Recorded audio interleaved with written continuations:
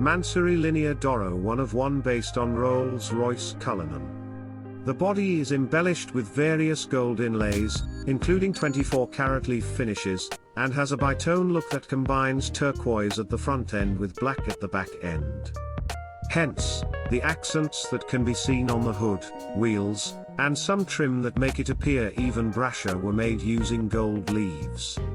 But, these are not the only contentious modifications, as it also has a wide body kit and an altered appearance for the upper and lower grills.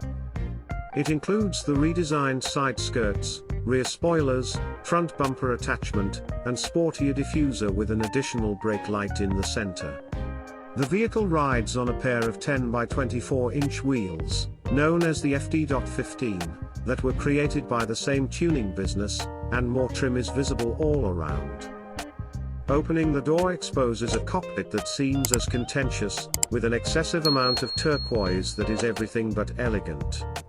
The vibrant material can be found on almost every touchable portion of the vehicle, including the dashboard panel, center console, door cards, seats, headrests, pillars, sun visors, and headliner. Moreover, there are a few black accents with additional gold embellishing them. The headrests are decorated with MANSORY's name in the same color as the orange piping that can be seen on the seats, dashboard, and door cards. Next to the model name in front of the iDrive rotary dial that controls the infotainment system, a starlit headliner is unmistakably there as well. The project is known as the MANSORY LINEA ORO 1 of 1, and the tuner claims that it also has a power increase.